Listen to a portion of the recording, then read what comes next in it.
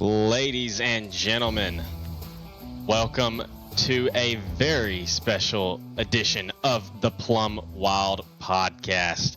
It's the pre-race show for the 17th annual Schaefer's Oil Spring Fling presented by VLR.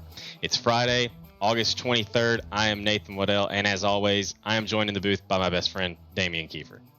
Good morning. It is officially Spring Fling Week. There's been practice sessions and practice money races out the wazoo this whole week leading up. The prelims are Sunday night. The big race is Tuesday night, and the track was just announced, I believe, last week. And we got Eldora. Man, I love the Spring Fling. What are your thoughts, Damian, on the track being Eldora? You know, I don't hate it. Honestly, I feel like it has really good potential at times. I've been testing on it, making laps on it. I think Eldora is one of the better choices. I feel like in the past they've just done Charlotte so many times, and it needed some new spice in it. And then we did Kokomo last year, or Knoxville. Charlotte, Knoxville were kind of the two tracks to go to, but Eldora spicing it up. I don't think we've ever had an open spring fling event at Eldora on this iRacing service, so it's the first of its kind. And then we got the World 100 coming up, so that's kind of cool. Yeah, that was what I was about to say. Is that it draws a lot of parallels to the World 100. It honestly, like, the Spring Fling is our World 100. Honestly, like it's the biggest dirt sim race of the year. I mean, $18,000 purse, $6,000 to the winner, and it's at Eldora this year, like you said. The only other time it's been at Eldora, according to my sources, was 2017, and that was invite only. And Austin Simmelman won that year. That was 2017. I don't know if I already said that, but yeah, I'm super stoked for the track to be at Eldora. I've ran a couple of practice races, a lot of practice laps. I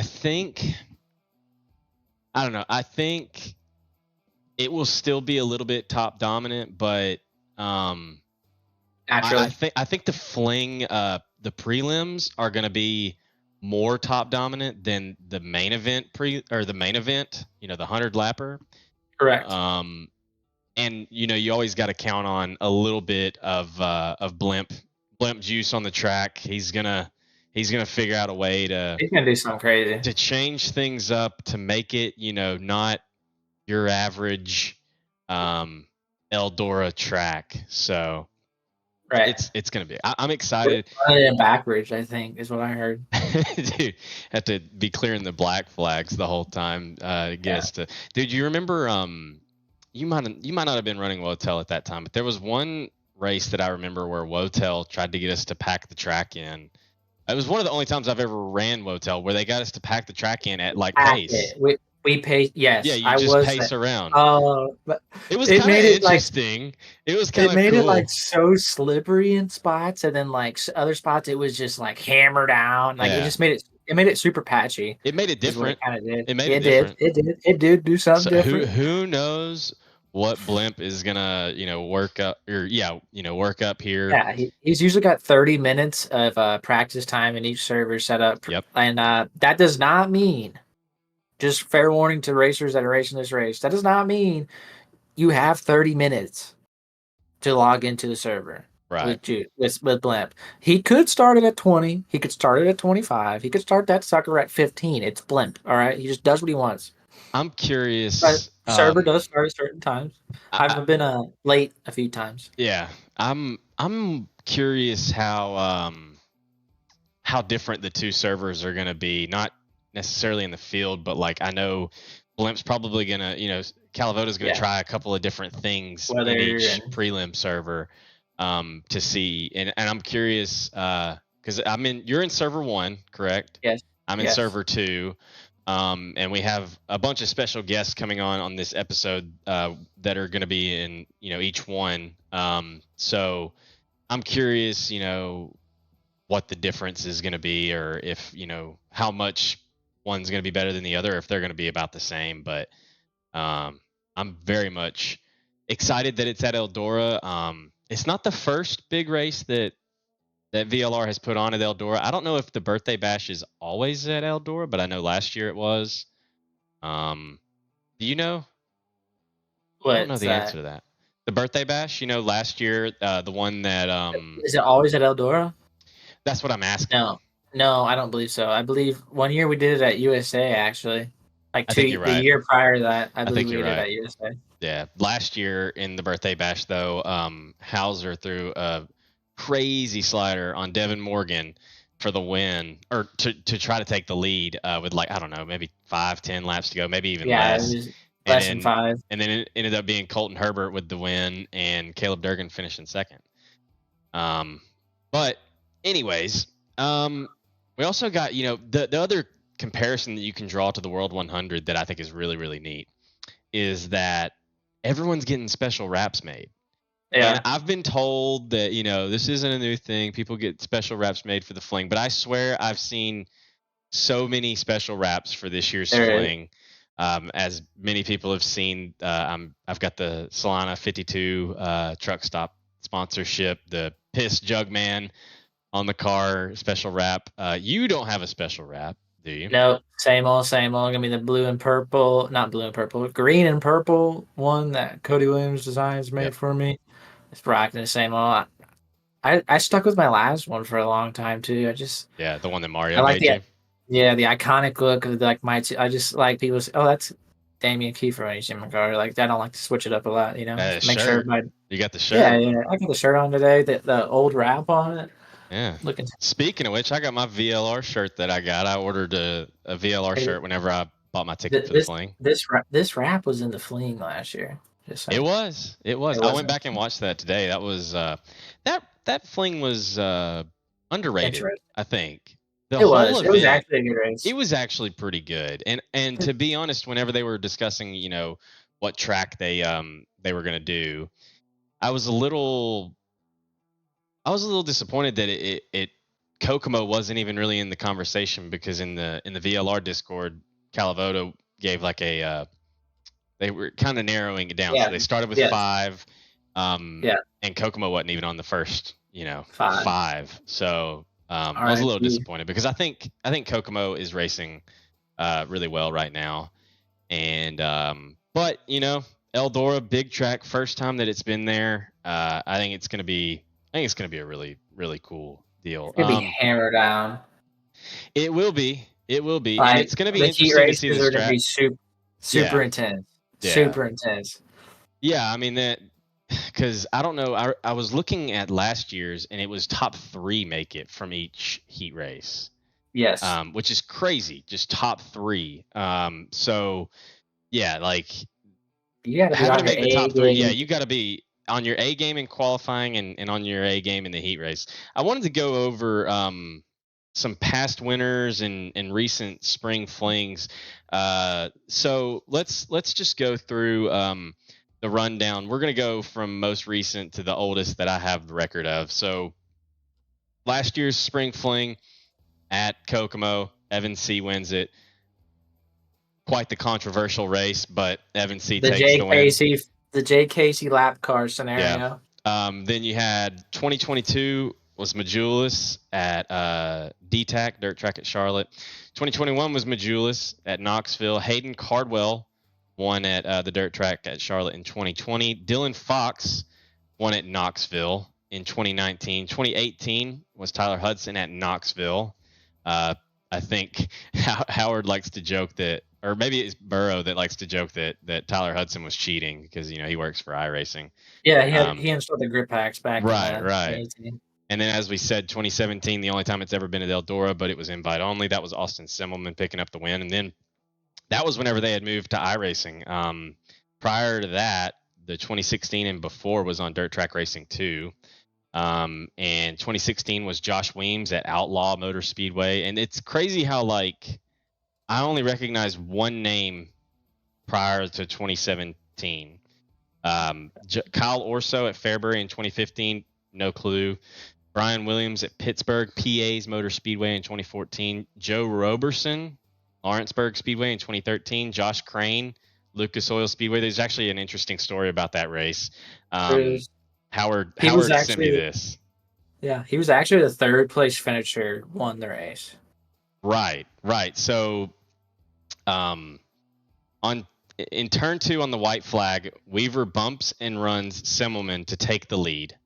In turn 3, Semmelman drives through Weaver all the way through the fence and wins. Rocky Battenfield reviews the finish and gives the win to third place finisher Josh Crane, which, Howard said that. I don't know. That could be false information. Who knows? But that's an interesting little tidbit about that race. 2011, Carl Kraft at Terre Haute, however you say that. I've heard many people. I've heard people say it all kinds of different ways. 2010, Joe Roberson, Thunderbird Raceway. 2009. What's that? He's won 2. Yes. Him and Blake are the only 2-time winners. You're right. Yeah. But 2009, however, Rocky Battenfield at Knoxville Raceway. How about that? That's pretty neat that Rocky won it in 2009. And then 2008, Joe Roberson at Missouri Mud Pit. So Joe Roberson has won it twice in 2008. 3 times. 3 times, actually. You're right, 2013. He's the 3-time winner.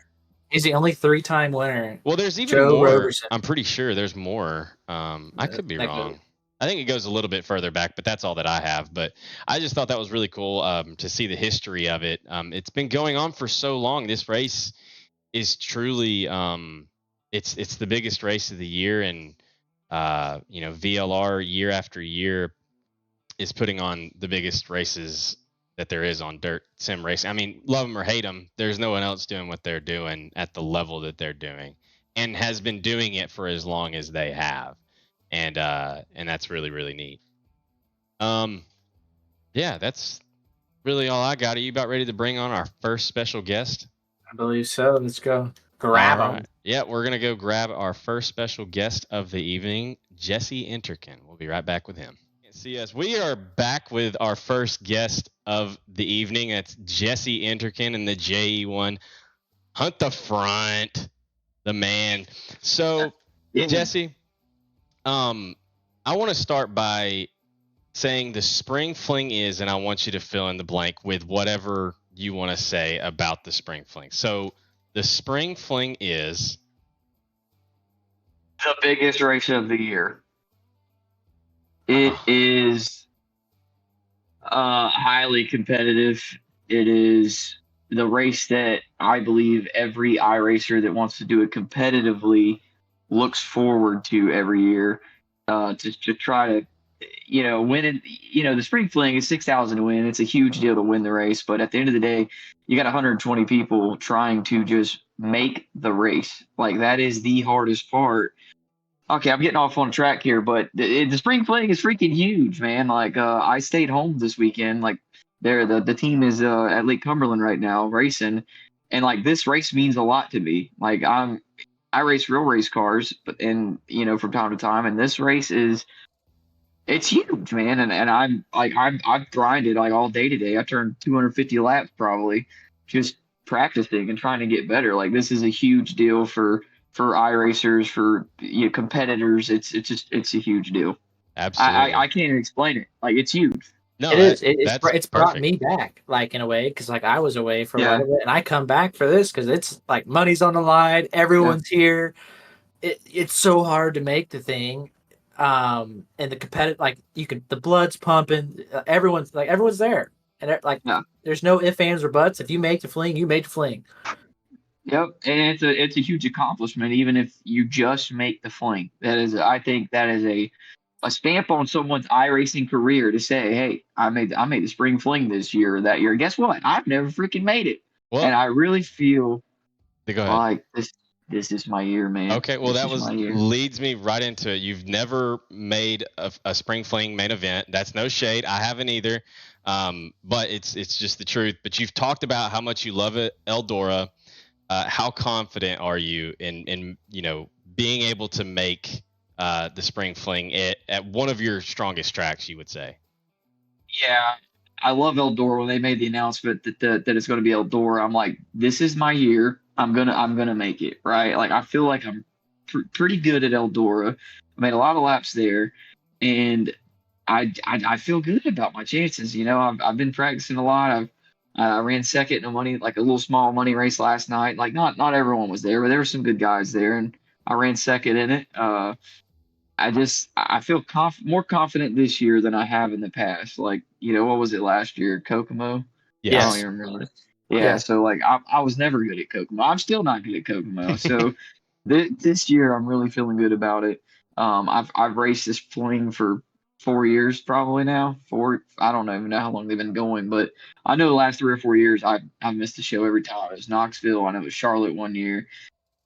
And when they announced that it was Eldora, I was pretty stoked about it, and just looking forward to mixing it up with some of iRacing's best competitors out there. Only thing that would make it better is if it was at Lernerville, right? That's your favorite track. That's your best track. I tend to run decent at Lernerville. It's probably my biggest strength of field win I've ever had was at Lernerville in a Right. series race. I think I know you were there. I ran third to the. Yeah. No, that I was- did. that was my biggest I win. ran third. I ran behind you. I I ran ran third. It fourth, was Enterkin and Buzz Jaeger and Yeager. then me. Jaeger, yeah. And I remember in the picture, for some reason, I parked next to you on the front stretch, and then I looked back and I was like, "Wait, I didn't finish second." But anyways, how awesome is it to just outside, like, looking in? How awesome is it to be able to race for $6,000 on iRacing, sitting in your bedroom like you are right now? Oh, dude, it's huge. The profit margin for racing for this kind of money on a sim rig versus what we race for on the weekends, it's huge. Astronomical. It's astronomically different, you know. So to be able to sit in my room and, you know, pay 75, $80 to get a chance to go to race for $6,000 to win, and 250 start. and an outstanding payout, you know, for what it all is. It's an incredible payout, and you know, big shout out and kudos to everyone at Team BLR and everyone that makes all that possible. You know, for Ferguson or whoever ramrods that whole deal. You know, it's a really special race for iRacers. You know, even for people that don't get to race competitively in real life, like, dude, this is the real deal. I mean, this is huge. I mean, this is as big as it gets for me. You know, I don't race in real life. This is as big as it gets. Yeah, and that's the way it is for a lot of iRacers. But I'm telling you, this is huge. Like, this is freaking big. Because I've won like some local shows in real life, but like if I win the Spring Fling, like that would be just top. Like I would run around the apartment naked. No kidding. I would just get up out of my chair. Yeah, so, I would. I remember whenever I won the Give Back Classic from the Matjoulis C back in 2020, 2021. 21. And I like immediately had to text all the guys. I was calling. I think I called Nathan. I was just talking to everybody. Like I've never been that excited over a win in iRacing or like some of those big money races that I've ran well in, and like making a Spring Fling. That's where I hype myself up to my father all the time. Like, man, I made a Spring Fling 3 times. Like I qualified second in one, won a heat race, and then like I've been close a few times, but not like close, but I've been there, and I feel like a huge accomplishment. Even he'll be watching it and tuning in because he's starting to get into it and seeing how competitive it is, because it really is, like, especially like in the Pro Series level, the Spring Fling and the VLR events, and even some of these league races like NWRA where you won that Lernerville race at it. Like it's legit. Like these guys are good. They don't really make mistakes. You got to have your ducks in a row. You got to make laps. You got to practice on it. Like it's not something you can just hop on and just get after it. Like I've made over 1,000 laps probably by now, and just trying to get dialed in and get comfortable and just to get back into rhythm. And it takes a lot in order to get to that level and race at that level, because they take top 3 in heats, and then I believe top 2 in like B mains, and top 12 in the feature makes it onto like it's a tough deal. You got to be really on it all night. Yeah, that's the thing, man. Everyone. The thing about iRacing is it's so reachable. Like it's so accessible for people to just go practice. Low barrier of entry. Yeah, so it's just like people could just grind it out and just turn as many laps as they need.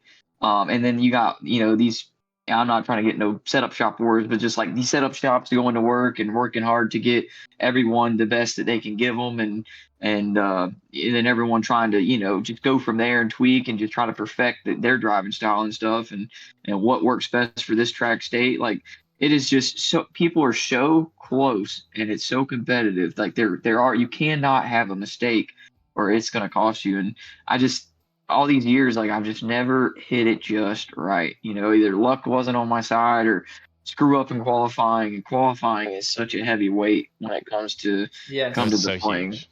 Well, It and is. like what I talked to my dad about, like in the real car, we're dealing with like tenths or like tenths, half a second, and like that's kind of Yeah. like the margins you're working 2 with. tenths, 3 tenths, yeah. Yeah, on iRacing, you're dealing with thousands, Yeah, hundreds hundreds, and of thousands. thousands. Like that's what you're dealing with. Because like Yeah. if you can get 100th a lap better than someone, like that's what it takes. And like that, you have to be perfect every lap to get that 100th, and it's just really competitive.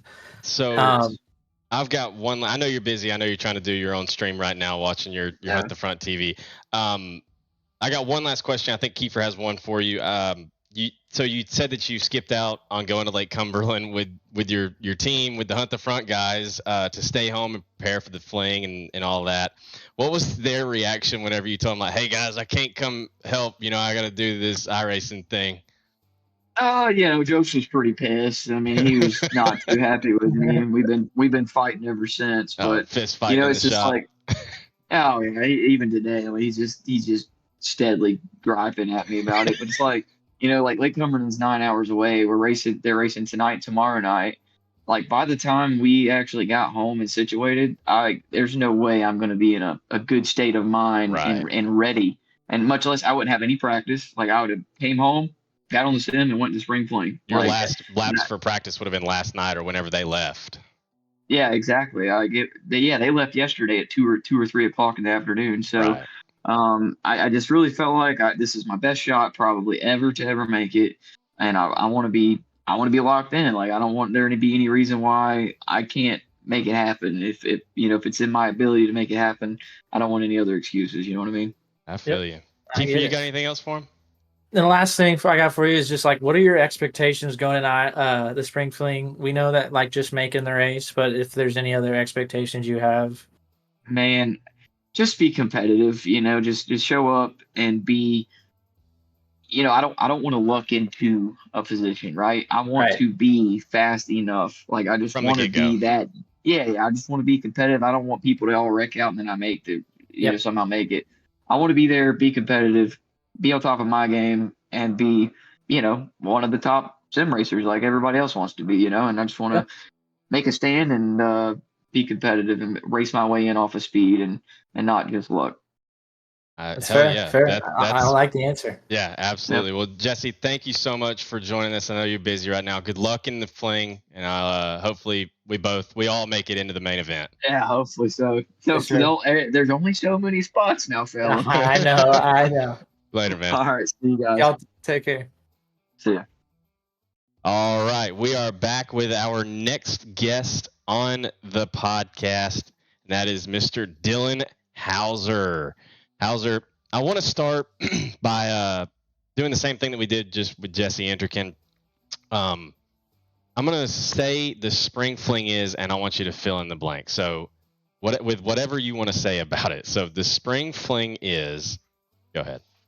It's the biggest race of the year. It's the Daytona 500 or iRacing, and everybody wants to win it. And usually they win it at all costs. Usually it's coming down if it's your brother in front of you, you're driving through the fence. That seems to be the case every single year. It really is the biggest race of the year, and you've been so close to winning it multiple times over the years. Is this the year that Dylan Hauser gets it done and parks it on the big stage at the Big E? I'd like to hope so. I mean, Eldora, I'm pretty good at Eldora. I've won a lot of races there. I got some pro wins there, a lot of money wins there. So I'd say it's one of my best tracks. So I haven't turned a lot of laps. I haven't even been home. I've been flying back and forth from Florida to Ohio. So I got back to Ohio yesterday. We're gonna go out tonight, party, and then come home tomorrow. And the grind begins tomorrow, huh? Yeah, tomorrow it starts for me. I got on yesterday and built a setup for Colton for qualifying. and he qualified fast time on it. So I was like, all right, so we're good already as long as I get on and find a little more out of it. You still know Yeah. what you're doing, is what you're saying. Yeah. You still I good. don't. Okay. I feel like years past, I would take like a week and just grind, and I think it mentally fucks you up because you put so much pressure on yourself. Yeah, Yeah, that's no. fair.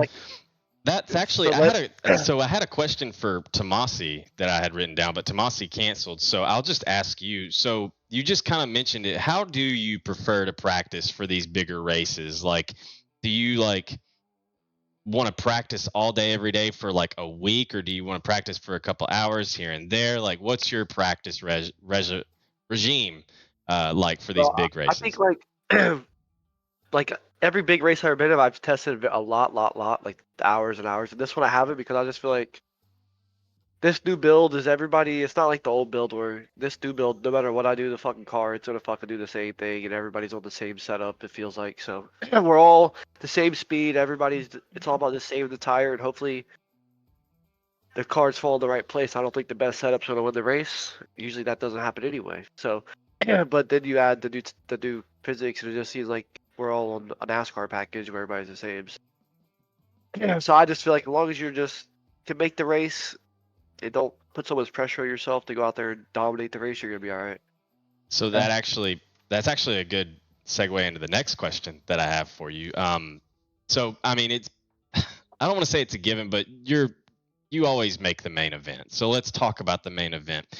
How much will your starting position determine your strategy of the main event? Like, if you start pole, do you want to try to hang around up there, or do you want to try to fall back and conserve? Or if you start at the rear, of the main event, will you hang back there for a little while to conserve, or will you, want to go ahead and start steadily making your way up?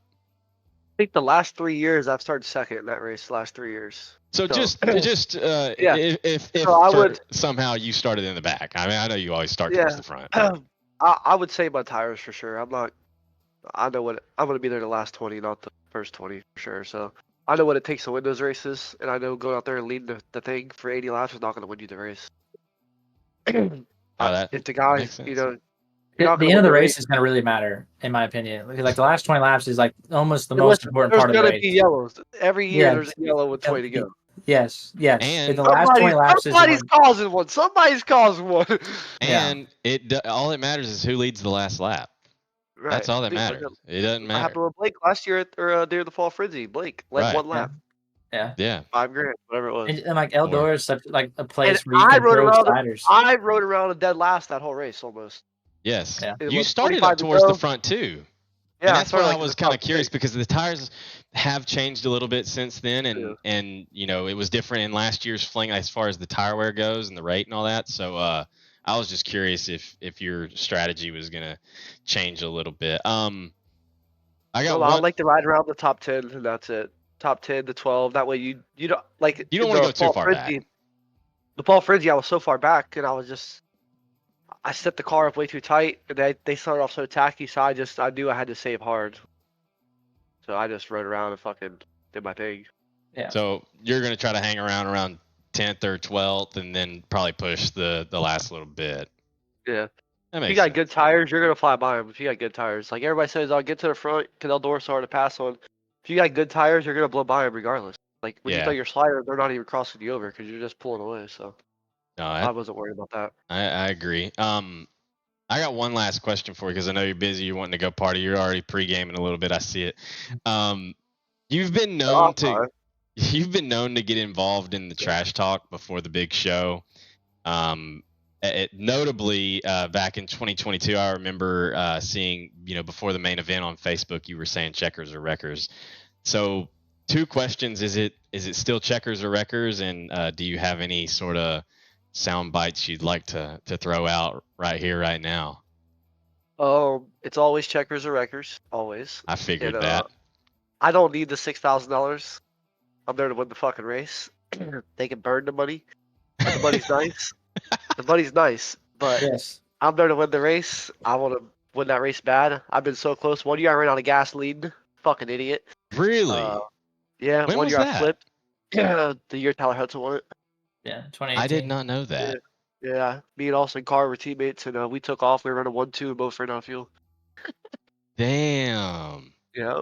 How So the dude? How do you fuck that up, Hauser? calculations Come are off. on. No green light. No green light. That's what it felt like. Oh, I But bet. nah, they started out. So we tested in the dead slick, and I was just dumb. I was just building setups, and so the slick wheelie burned like fucking 15 gallons for 100 laps. Well, Calavona gave us a fucking 0% track state to start out, and we were wide open in Knoxville for 80 laps. So it fucking burnt like double what we were set up for. So Uh, yeah, it was a bummer, but so my how own has fault. that changed your preparation now, knowing that Calavoda can throw anything at you with the track states, and that also it's not just fuel. That's like how tight the car will be That was early. the first time. That was the first time they've ever done it. So it threw everybody for a loop. That was like back when Calavona. That was the first track reset they've ever done for a big money race. So when they reset it, everybody was like, "What the fuck?" Yeah. But Yeah. and then they did it again at the Labor Day Classic, which is the big Lima Land race. They Yeah. reset it to like 15%, and it was pre-gen. Juiced I on the bet that. cush. Dude, it was so fucking rough, I bet. but it was a You, good race. that's why. Hey, James Edens won the race on default. No bullshit. On default. No Hey, bullshit. if anyone could do that, it's Eden's. That's probably. That is a fact. He won the race on default. That's how rough the fucking track was. It didn't even matter about That's setup. crazy. Kiefer, you got anything else for Hauser? No, just we hope you're up in front. We just hope we're not leading the race when you're second. Listen. They know when the fucking deuce gets behind you, get out the fucking way. We know. I And know. when the green I've- flag flies, you ain't got no friends. There's been a lot of times where like I I would felt like honestly rather see one of my guys win than me because I haven't been on much lately, and them guys they deserve to run good. They like Colton's working his tail off. Yeah. Those guys deserve. I'd rather see one of those guys win than me, really. Is Like Col- I would Colton's still rather running, see right? even one of Blake or Evans guys. Yeah, I'd rather see like just let's Yeah. see someone new. Like Yeah. the top dog wins it every year. Let's see some young kid come out there and get it. Well, you haven't Yeah. won it yet, That'd be cool. so. Yeah, but I've won a lot of races. True. But True. it'd be cool. I'm just cool to see new talent. Like Colton's getting really good. There's a lot of good talent. Like Connor Dew's getting good. Yeah. But Connor- Connor Dew has to pace himself. He does. I think he He's can. an official I think guy. he can do it. He's definitely gotten a lot better with pacing himself. I feel like and more experience. Yeah. Experience will come. Like same with me. I started out grinding officials. That's where you get good at grinding officials. I was always a 40-lap racer, always. And then just eventually you just start into the 100-lappers. You just do so many of them over time. That's why those 75-lapper races are good in the whatever series that is. The tour. Sure. Yeah. Yeah, they're good, especially with the new tire model because like Tire a lot of people are wear. good officials, but if you don't know how to drive that tire when it wears out, like 40%, you're gonna be fucked. Like you gotta know how to drive that thing when the tire wears out. Exactly. Exactly. It's totally different than driving it when it's wide open. Yes. Well, Hauser, that's all I've got for you. We're keeping these interviews short. We got a lot of them, but listen, man, thank you for We coming appreciate on. it, yeah. Good luck to Thank you you guys in for having the me. show. Like I Thank you. said, I hope we all make it. And we can all have a That's good the time first thing Tuesday is night. make it. It's not fucking easy. It's No, not it's No. easy. not. So, It's not. Making it's the hard part. yeah, Yeah. especially if you're riding around 8th or 9th in How to that prelim. transfer? Yes. Yes. It's hectic. Yes. All right. Well, I'd Dylan, rather thank be you in a so jail much. cell with all. I mean, All I'll right. see y'all later. Later, man. All right. We are back with our third special guest of this episode, the one and only, the driver of the 00 machine, Kendal Tucker. What's going on, fellas? Listen, so I appreciate you taking the time to join us. You were a lot like Hauser was whenever he was just on. Y'all are both starting to party on a Friday night. You got the Michelob right there front and center. The sunglasses are already on, the shades. But first off, I want to start with asking, or we've done this with the first two. We're going to do it with all of them. I'm going to say the spring fling is, and I want you to fill in the blank with whatever you want to say about it after that. So the spring fling is, go ahead. One of the most badass races of the year. I mean, real life for sim. I mean, to race for the money that we race for a damn computer game is about unreal. I mean, I'm racing my 604 late model tomorrow night, $50,000 race car, $40,000 rig for fucking 1,200 to win, and I'm gonna be sitting here at my damn computer racing for potentially 6K Tuesday night if we can lock it in Sunday night. But I don't know. I know that was more than just one sentence, but No. It didn't have to be just one sentence. It's a pretty big fucking deal. It is. It really is. That's exactly. I mean, that's basically what a lot of people have been saying, but it's the truth, man. It's the biggest race of the year, and it's such a cool deal. So you've been around for a long time in sim racing and have been running the Fling since what, 2018, 2019? I think 2019 was the first year that we ran it, and we finished second to Fox at Knoxville. So how awesome is it to see this race and the purse grow into what it is today? Yeah, I mean, it's been cool to see it grow year after year. I mean, the first year, and I know they ran it, years prior on DTR2, and then I think maybe the first one was 2018 when Hudson won it at Knoxville. Or I could be wrong, a year or so, but I feel like 19 was the first year that I ran it, and it was back at Knoxville. And back then, the supers at Knoxville was a badass combination. It was super fun. You could just about rip any line on the track, but I think remember back then in 19, I think Fox was pretty good on slider. That ended up winning the race. I was pretty committed to just running bottom. Back then, you could really hook the berm back then, and not to toot my own horn, but I feel like I was probably the best at rolling the hot bottom at Knoxville when it was in, but unfortunately, it's just not there no more. You just got to really momentum the car anymore. In any car, it seems like on iRacing, you can't really chase the moisture like you do in real life and like you once could on here. But it's still cool. I think back then it was $3,000 to win in 19, and now it's $6,000 to win. So to be racing for double the money 5 years later is, just says a lot about what sim racing is and what VLR has really done for sim racing as a whole. Agreed. Fair. And then, which kind of brings us into our next question. You ran second in the Fling back in 2019 to Dylan Fox. What's the biggest key to staying composed in the biggest race of the year? I mean, really, you just got to set yourself up with a good prelim night. Try to start towards the front. Back then, I feel like you could come up from the rear and make a charge to the front a lot easier than you can now. The competition anymore is just so much harder, whether it be the setup shops or just the way the racing is these days. I just feel like it's so much harder to make your way up from the back to the front. But really, in the long races, you just got to pace yourself and keep your car clean. And honestly have a fast piece underneath of you and just be smart the 100 laps. It's a long race. You can't win the race on lap 30, lap 40, lap 50. You got to have a good piece at the end. And, 19 was our best run in second. But, I mean, I'm pretty sure we've about made the Fling every year since then, except maybe one. Even last year, even at Kokomo, we went green to checkered about the whole way. If I remember, it might have been a caution, but we were inside the top 4 or 5. So you finished fourth. We might not be on as much anymore, but we're definitely looking to make some noise this week. Absolutely. And I remember back in actually 2022 at the Dirt Tracker World Charlotte, me and you got into a wreck with like 12 to go in the prelim.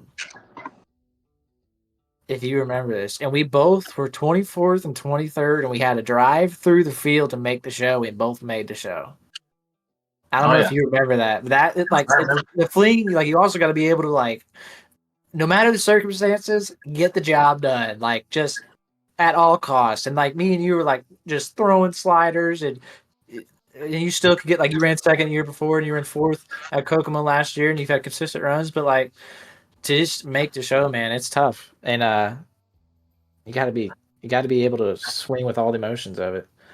And it's tough as shit, dude. I mean, 120, 124 cars, whatever it is, and to be fighting for 24 spots, really just 12 in your prelim. I mean, the math I know I'm no mathematician, but the math ain't mathing in your. No, in math your ain't mathing. Math I ain't think I math. did the math. I think it's You like gotta 80% don't make it. 20% make it.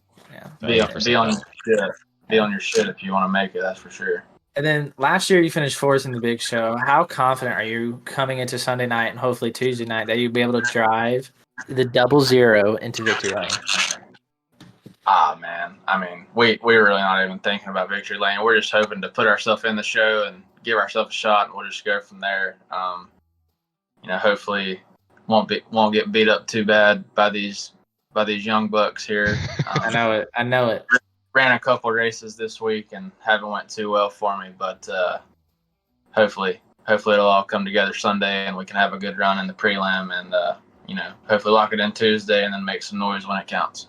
Absolutely. And you've been one of the best over the years through Pro Series and So Spring consistent. Flings. You're just so consistent. Like you'll get the job done. You just find a way. No, go ahead. What was that? I was gonna say anything. I was just nodding my head. Oh, okay. Yeah. So I have one last question for you, Kendal. You've accomplished so much in your sim racing career with wins in the Pro Series, both Pro Series. You've finished so well in every Pro Series that you've ran in. But what would it mean to you to win the Spring Fling? Oh man, I mean it would rank right up there with. Definitely easily at the top with the accomplishments that I've had so far. We've been trying for years, and Evan and Blake and all the OGs have got them one, and I know everybody wants to see a new guy win, but it'd still be cool to see the old wily veteran, new guy maybe get one. But we're gonna give it all we got for sure. Like I said, haven't really had any big real life racing accomplishments yet, other than a couple second place finishes. But the Spring Fling would definitely be at the top of the list for sure. Absolutely. Hell yeah, Kendal. Well, listen, thank you for your time. Don't party too hard without us tonight, and good luck to you this weekend, and hopefully Tuesday night in the big show. Cheers. Sure, boys. We're gonna get fucking Plum wild. That's right. That's right. Wild. Thank you, Kendal. Thank you, boys. All right, we are back with our next special guest, not Kendal Tucker. It says it there. We go. Chase Barbara, driver of the number 23 machine. Chase, I'm going to start with this. I'm going to say the Spring Fling is, and I want you to fill in the blank with whatever you want to say after that. So the Spring Fling is, go ahead. I'd say it's the biggest dirt sim race by far. The biggest dirt event in general. It's the one that I say I'd care about the most. Even over pro and everything else. It's the most prestigious event for sure. It's the race that we always put the most work into by far. Compared to any other race. It's not even really. $6,000 is nice, but for me, it's not even really about the money. I just want to win the race and run good because I always kind of fumble the bag in this race for some reason. I don't know why, but. Hopefully you just get a good run in. It's just the biggest race. It's the most prestige. It's our World 100. It's our third late model dream. It's everything for us. That's exactly right. Exactly right. You're how many times have you ran it? Because I couldn't. So at work I can't pull up Facebook, and I didn't have a chance to look at in 2022s because it was only on Facebook. Yeah. So I don't know if you ran it. Did you run it in 2022? Yeah, I got a lot though. I pulled them. But you made the show. Yeah, it was like that. my first ever year. Yeah, it was like my first ever year playing, and me and Kiefer wrecked a bunch of stuff and got lapped together. Let's go. It was a good deal. So yeah, pretty bad deal. But since then, you have kind of solidified yourself as one of the top guys on iRacing on dirt. You ran well in last year's Spring Fling. You finished one spot out of the top 10, finishing 11th. How do you feel coming into this year, coming into the prelims? With it being at Eldora, well, even without it, better. Regardless. Well, Eldora, I'm not very good at Eldora. I don't know why, but just not my best track. But I definitely feel a lot better than I did at Kokomo. I feel like I got a good program around me now, and I've got a lot better shot to compete. Now, so I'm definitely pretty excited to see how good I can run, and I definitely think my driving ability is better than it used to be back a year ago. So, we'll just see if we can put it all together and maybe run better this year than we did last year. What do you think about it being at Eldora? Like whenever that was announced, were you like or was it kind of like Yeah, what the kind of, fuck? honestly. I knew it was coming, but I mean, I would rather go to, kind of a boring, smaller track that would more fit me. But I mean, Eldora is iconic. We can't not have a spring fling at Eldora, So, I mean, I knew it was coming, and yeah, I'm not really mad about it. I think if Calavoda does the track right and everything, which he probably will, it could definitely be a good show. Yes, absolutely. And then I have a question for you. Mm-hmm. What do you think it's really going to take to get the job done in the spring fling? You've ran really well in prior races, and you've won big races. Yeah. You've beat Blake and Evan in some pretty prestigious, not the spring fling, but you've beat them in Yeah. pretty prestigious races, and you've ran consistently well. You've always one of the top guys in qualifying. It seems like nowadays. What do you think it would take for Chase Barba to get into victory lane this Tuesday night and Sunday night? Strategy. I mean, it's all going to be tires in the 100 lapper. I mean, I don't really think it matters where you start. I think you just kind of got to make the show. I mean, especially after these last couple 100 lap races, with everybody riding around and staving or stuff. So I don't know. It's definitely you're going to have to play your cards right. You can't push it too hard and burn your stuff up. You can't super save to get lapped. Like I almost got lapped the other night saving, and I had to start pushing it and burning my shit up because I was going too slow. So, you got to find a balance of how fast it goes so you don't end up pushing your tires over the limit because you're about to get lapped or something like that. Right. It's going to have to be very, and that's what I've been looking at it. And I've made 100 lap runs with sets, and I've been really kind of focusing on the prelim personally because I just know how important it is. Yeah. How important it is just to make the dang thing. And so like my prelim set, I've been working on it, just getting it fine tuned how it works. That's for me. When you got to dialed in. Yeah. And I'm starting to feel confident. How are you feeling on Friday night race prelims or Sunday night prelim wise? How are you feeling? Oh, I feel like $1 million for the prelim night. 100 lapper. It's definitely going to be. You definitely have to set up a little bit different, but I think if me and Logan and all of us can lock into the 100 lapper, we'll just worry about it whenever it comes around because last year. And then for the frenzy, I tested so much for the 100 lapper so much, and I was so bad in the prelim. I barely made it. I mean, I finished like 7th, but still. And then I had to come up all the way to the field in the 100 lapper, and I just had no speed in the prelim. So, you got to focus on the prelim and actually make it before the 100 lapper, in my opinion. I agree. Absolutely. No. So I want to see if you'll do this. If you had anything to like call your shot on, if you had your prediction for yourself, then you wanted to call your shot, what would it be? I don't know, man, because I feel like it could go any way. I feel like anyone could really win this race, legitimately, not just because of driver skill, but because whenever that yellow comes out with 10 to go or whatever, we're gonna start wrecking a bunch of shit. Yeah, everything it's gonna be changes. Crazy.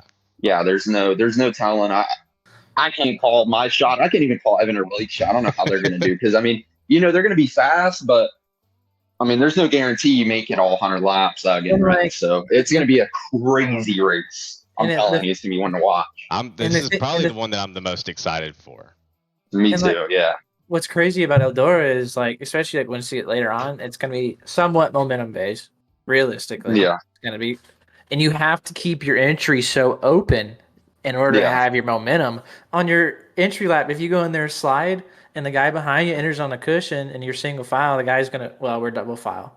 But double file restarts at the end all the way at Eldora. Oh my god. Double file restarts all the way to the end. So it's gonna be crazy. I think that Calavoda, if it ends up being extremely one lane dominant, like Eldora has the possibility to be, I think he would not keep it double file just because that's what we do. I think he would make the wise decision, but who knows?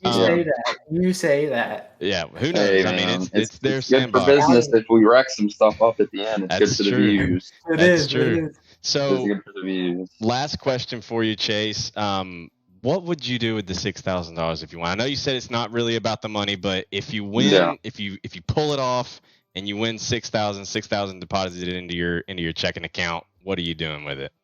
And don't tell me and my dad probably blow it on a race car some kind of way. I don't really know, but it'd probably be something like that.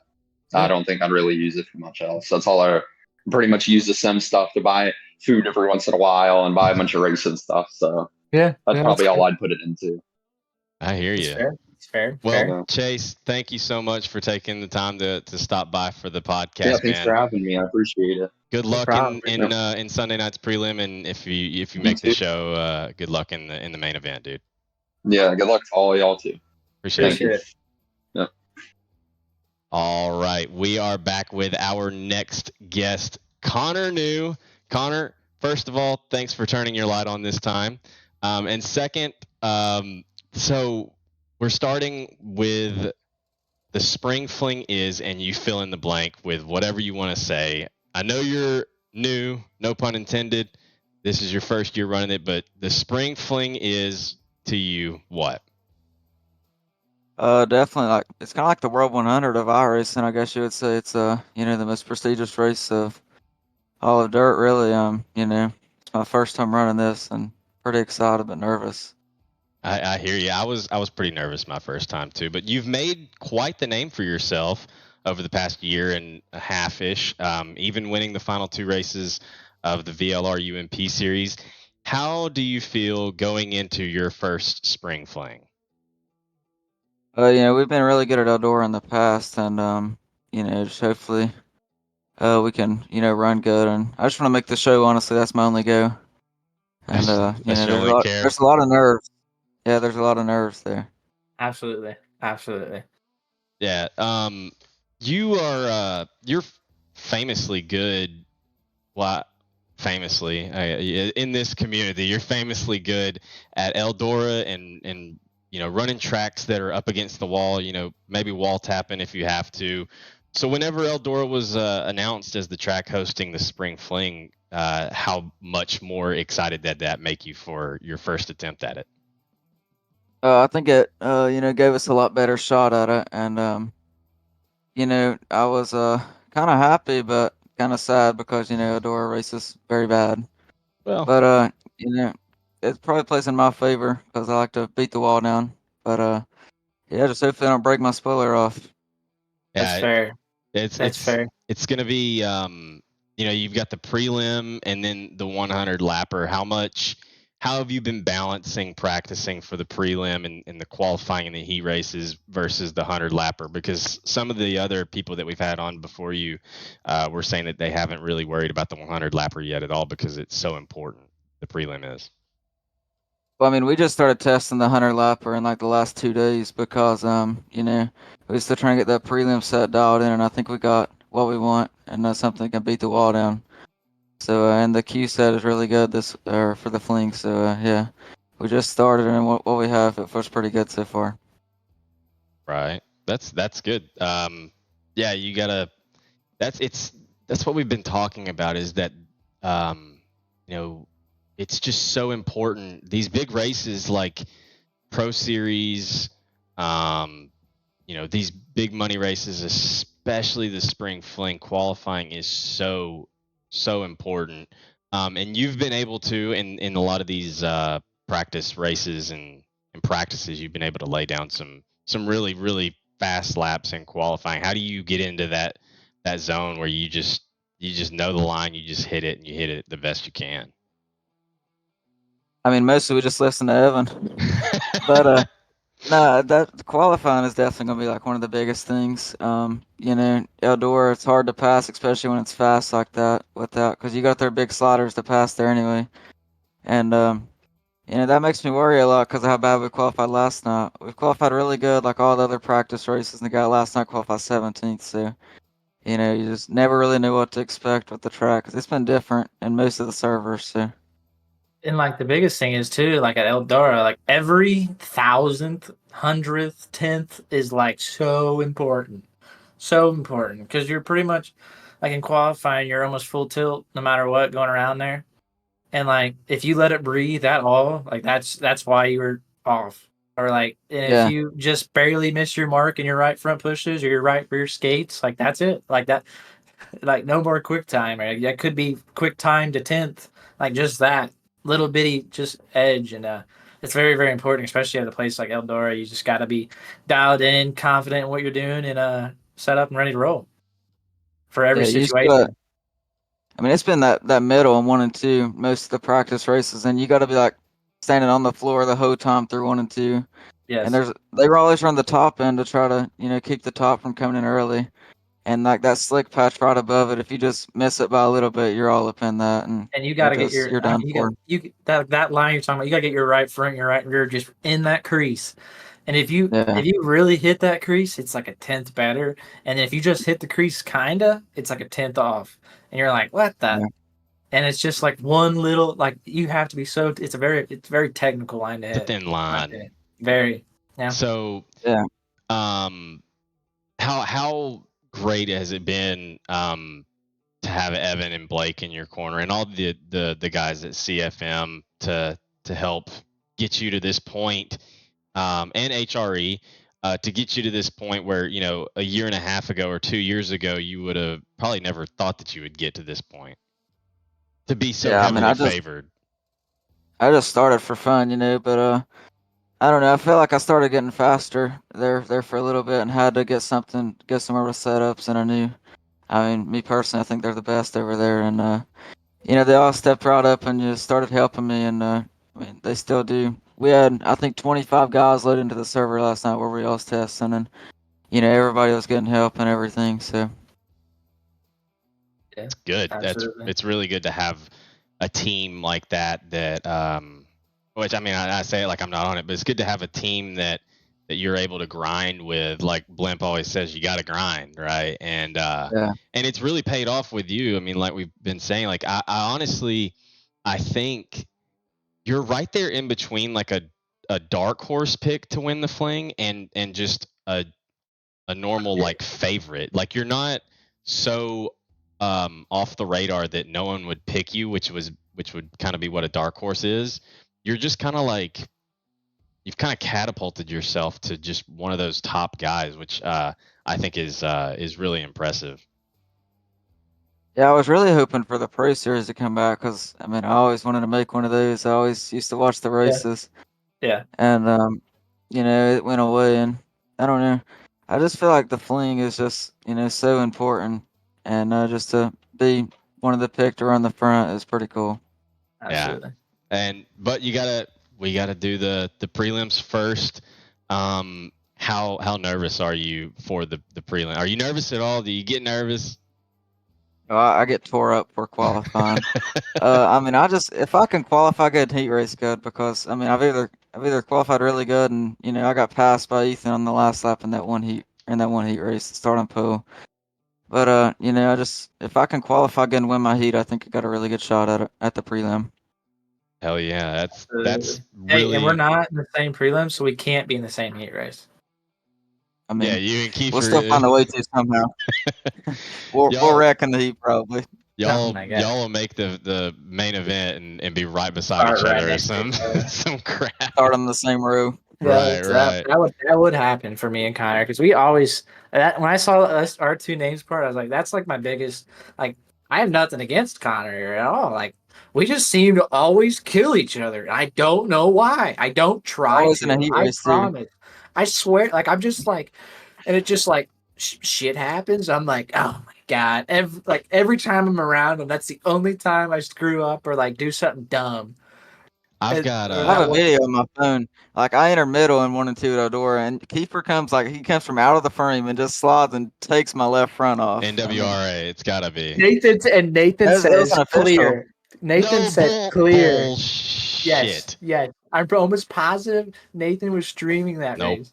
And Nathan said, "You're clear." No. We were like 3 wide. I don't remember who it was. I was 3 wide. I was on the top, and I kind of entered in the middle so they couldn't slide me from the bottom. I think I was from like third. Wall. Yeah, and he comes from out of the frame, enters on the inside wall, and just cleans me out. It had to have been NWRA, and there's no way I would have said that you were clear. No, it wasn't official. It wasn't official. I didn't run the Eldora NWRA. Oh, right. Okay. So, there was it Kokomo? What race do we have at Kokomo that I killed you? Nathan said I was clear. No. I killed Christopher Toy and Connor New.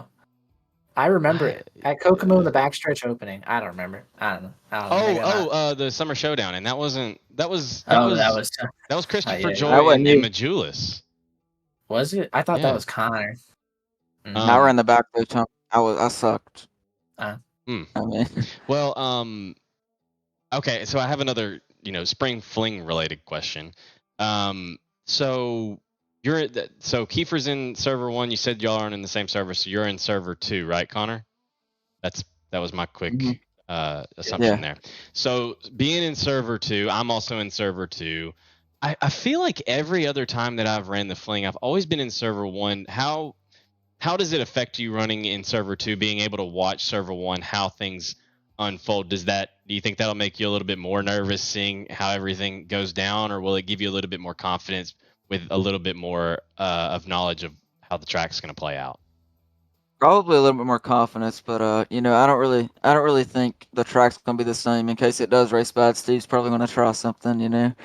But Absolutely. I mean, but it definitely there's probably gonna be a lot of wrecks and stuff, so that'll get me amped up for sure. But hopefully I'm gonna be in the spotter booth for somebody in server 1 and get to really get a close look at what everybody's doing and how the track's running in case they do the same thing. I think that's what I'm going to try to do as well. Hopefully, be able to spot for Kiefer in server 1 to kind of get a good idea of how things go. Kiefer, you got anything else for Connor New? At this time, I do not. Besides, I forgot. I had a question, but I can't remember what it was. That's all good. It's all good. Well, Connor, thank you so much for taking the time. I know you've been grinding, getting ready for the spring fling. Good luck to you in the prelim. Hopefully, we can all make it in and have a good run on Tuesday night. Yeah, thank y'all for having me, and good luck to y'all. Appreciate it, man. Appreciate it. All right, we're going to switch back to the 2-person, just me and Kiefer while we are waiting here. I don't believe Jordan Casey is going to be able to make it with us tonight. He was scheduled to come on, but so now we're just waiting on our next to last guest, Blake Matjoulis, to join us in the booth. Kiefer, we've had a lot of guests. I think that's what 5 that we had. 5 or 6, yes. Yeah. Sir. I believe 5. so. This has been this was a little bit difficult to set up, not gonna lie, and get all the notes and everything ready for. But this has been going really well. I've enjoyed doing this. It was I wanted to have the idea for this was to be a lot like the flow racing, Night in America, the World 100 pre-race shows where they talk back and forth. They bring on a driver or 2 or 3, and I think it's going pretty well. How do you think it's been going? I think it's been going decent. I'm gonna get some information. I'm figuring out how I gotta get ready for this spring fling. Yeah. What What are you gonna do different now? No, I don't know. Probably nothing. So you're not going to be on tomorrow at all. You're going to race, aren't you? No. I just got the car pretty much finished up today, actually, and she was started and running earlier. And we're gonna go take her out for the first time tomorrow night, and I'm really excited. It's been a lot of work. I spent a lot of time on it.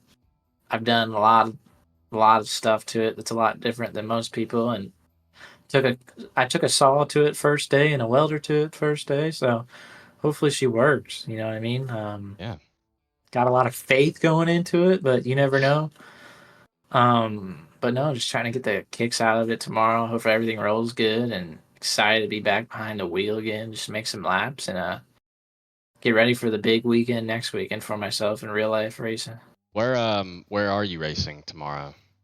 I'll be going to Red Hill Raceway in Sumner, Illinois. It's actually closer to the Indiana border. So Red Hill Raceway in Sumner, Illinois. If any of y'all are in the area and want to come meet Damian Kiefer down in the pits or just watch him rip in the new race car, I think she's gonna be good. He's excited. Is the wraps on yet or no? No, the wrap won't be. Wrap probably won't be here to next week, honestly. Oh, so we're just gonna be in a solid black car. Yes. Oh, are you at least gonna duct tape a? Absolutely. There's gonna be a nice duct tape zero on it. Nice Or you could just duct tape a DK onto it. Mm-hmm. Just put like a. I don't. I know what I could do. I got tricks up my sleeve. You know what I mean? John Darby says that we should look at some fling wraps, and you know what? I think that is a very good idea. Let's see. While we're waiting on Blake Matjoulis, let's pull up VLR's page, and let's look at some fling wraps. Let's go to photos here. All right, let's see if we can set this up. Let's see. There we go. All right, so there's Aaron McGee. We got Jackson Reitzler, like the number 22 machine. Keegan Brown, Kigo. Look at that, 555. I love that number font, Kigo. What do you think of that one? It looks a lot similar to the old Nathan Waddell. Yeah, it looks like that. Yeah, exactly. That's what I was going to say. 86 machine, Derek Darnell. Manchester, Tennessee. Yeah. The Star Kazi Racing. 86. How about that? Let's see. We got Richard Murtaugh Jr. Pink running and blue. the spring fling. Pink and blue, the number 33 machine. Premier Racing Setups. I mean, what more can be said about Richard Murtaugh that hasn't already been said on Facebook? Ethan Johnson, Free Speed number 11 machine. I mean, Ethan's been on a tear recently. He's gonna be a force. And I think a bit of a not really a wild card, but a bit of a dark horse. Old Jarrett Jones. Like you met Jarrett Jones down at I did down in the East Bay. Yep. Dude, I wanted to read your messages. Let's Travis see if we St. can- Clair. Yeah, there we go. The OG Green 13. He's always Dude, got a nice the ride. oldest starting driver in the spring fling. And Pro Series. Yeah, exactly. Logan Herbert in the 611. That looks like his Pro Series ride. Like Logan. Jacob Harberts. He always has something a little different. He had that pink car that one time for a long time. I like this a lot. It reminds me of my wrap, the cotton candy wrap. There's the guy right there, Lyndon Whitfield, former nice looking car. teammate. Yep, former teammate of mine. Current, I guess you would still call him a teammate of Kiefer's. The driver of the number 21 Apex Industries D Keefe Speed Ace Motorsports machine. We got Grady Airman in the 43 machine. I like this wrap, honestly. I do too. I like the purple. Yeah. I think Purple and black looks nice. I don't think dude, CFM guys are pissing me off. I wish there was a way to turn this off. We're just gonna leave it up. We're just gonna leave it. That would fix it. There we go. Yeah, Matthew Watts. Matthew has been on a bit of a tear. He's good. Yes. He's in already. Yep. Fusion Setup Shop. Definitely underrated, I think. Absolutely. He's really good. So Stephen Gaines Consulting. Yep. I like that Server picture. 2 group, Server 1 group, lap sponsors. There we go. We got another one here. Nicholas McDougal, Cosmic Dougal Sim Sports, I think is what it's. Cosmic Dougal Motorsports, whatever it is. Love this ride of Nicholas's. The 05 machine. 05. Love the colors. Pontiac, Illinois. Love the colors. There I am. That's actually not my wrap that I'm running, but that's the money wrap that we got Cody Williams to make. Wow. Then we've got Mike Augustine. I believe Mike is, and honestly, I think a lot of these guys are running different wraps. Yeah. But we're kind of going through Matt Morski, Logan Rumsey. Yeah, that's not it. Dude, the Slick Sim Sports. Come on. Why are we? Come on, man. Golly. Where's the alpha? Right? Big H. Big H. Let's see if we can find. They were commenting on a lot of them that or sharing a lot of them that were. Yeah, so we've got this one right here. That's going to be, I believe, Lucas Ruark's wrap. Yeah. and then Stephen Gaines. Stephen Gaines. Yep. Let's see here. Who is that one? Levi Stagman. Yep. Trevor Giroux. That's a pretty badass rap, honestly.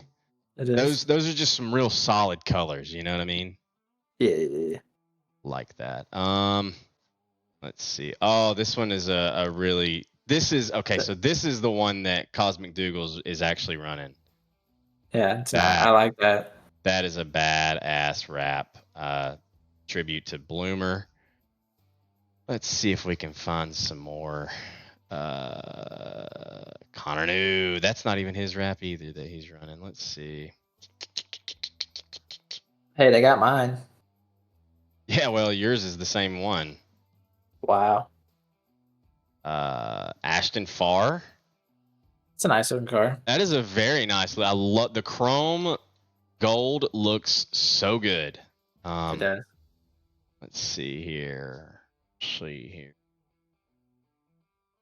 Keep on going. There's old D Keefe. D Keefe in the Plum Wild podcast. You still got NLRA on that thing? Yes. Okay, It's back there on the quarter panel. Mandatory NLRA. You gotta have it Beta on Industries the right there. Yeah, beta. I was never good enough for Alpha, actually. Nope. Barely good enough for Apex back in the day. Yeah. There's one. How about that, man? I love the Solana 52 Piss Jugman. You're in trouble if you litter rap. And I do believe that we are ready to bring on our next to last guest for the episode. Are you ready? I'm ready. All right, we'll be right back with Blake Matjoulis.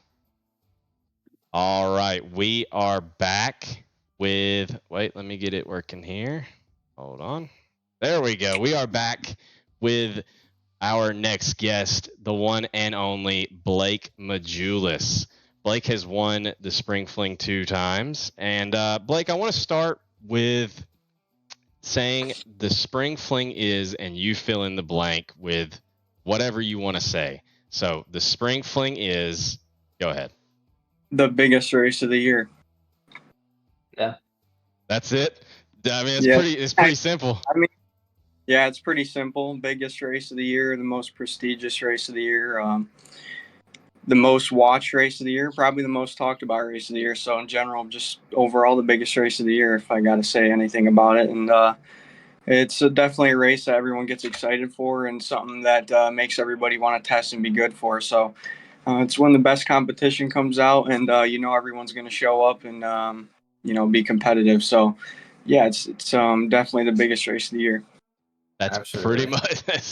No one has said anything different. I'll tell you that. You won the last big VLR late model crown jewel in the Fall Frenzy at Charlotte last year, and you're always one of the favorites to win the Fling. How confident are you in yourself to grab a third Spring Fling coming up next week, or Sunday and Tuesday? I definitely like our chances. Just got to get through the qualifying and the prelim. You know how that goes. Both of you guys know how that is. So hopefully just get through that. And I know that in the 100 lapper it'll be.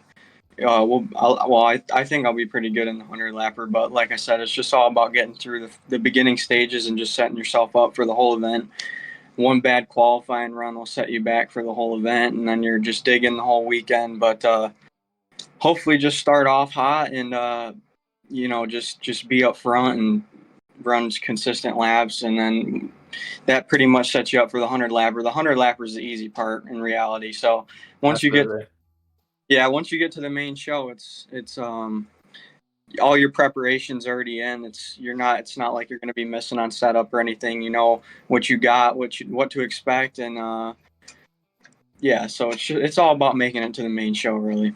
So I remember we talked to you after the Frenzy, and you said that you didn't honestly feel all that great during the Frenzy. You just happened to be there at the end, get a little bit lucky, and you grabbed 4,000. But since then, you've came back to sim racing full time. How good are you feeling right now? Now that you're back full time and one of the biggest sim race of the year is coming up. I feel great. I love races that take pressure. I love pressure. I love, whenever money's on the line, I don't know. It's different than running an official race for me. It just, it excites me a bit more, and I'm not going to be slacking. So it's just, it's all go here, and been testing a lot with Evan, obviously, and having him, run laps with me, and obviously the whole crew and the whole team that we got for this spring fling. We've all been dialed in and testing every single day. So it just makes me more happy to have everybody on board than just me and Evan. So it feels good to have a whole group of guys that have the same mindset, and I think that prepares me a lot more for how I'm going to run, just to be in a positive mindset. So I'm definitely feeling good. I'm excited. I'm just ready to get to Sunday night, to be honest with you. So like we said, you've won 2 of the last 3 spring flings, and you said that you love the pressure. Do you still find yourself having nerves whenever it's time to go out for qualifying or whenever the green flag flies in the main? Yeah. Usually it's like qualifying, not really the main stuff. Qualifying, yeah. But yeah, I think everybody gets them a little bit. But once you get running laps, it just feels like a normal race. You kind of forget about everything that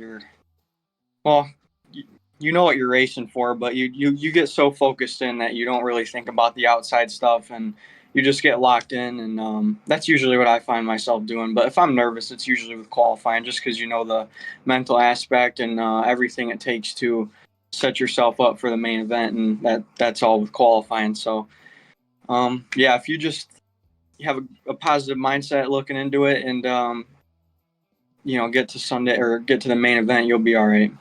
Hauser said, well, I wanted to bring this up. Hauser said, because we just had Hauser on a couple of minutes ago, about 30 or 40 minutes ago. Hauser said that VLR could burn the money. He just wants to win. He wants to win for the win. Is it like that for you as well?